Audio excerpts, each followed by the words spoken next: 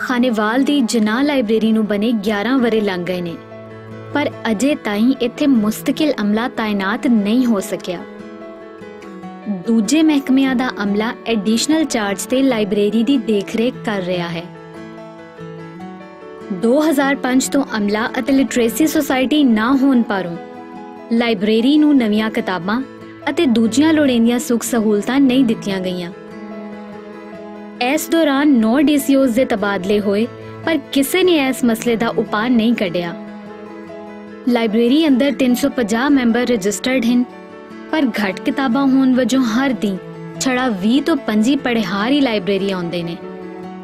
Library ਦਾ ਅਦਬੀ ਹਾਲ ਸਰਕਾਰੀ ਤਕਰੀਬਾਂ ਅਤੇ ਖਿਦਮਤ ਕਾਰਡ ਵੰਡਣ, ਜਦ ਕਿ ਗਰਾਊਂਡ ਟ੍ਰੈਫਿਕ ਲਾਇਸੈਂਸਾਂ ਦੇ ਟੈਸਟਾਂ ਲਈ ਵਰਤਿਆ ਜਾ ਰਿਹਾ ਹੈ।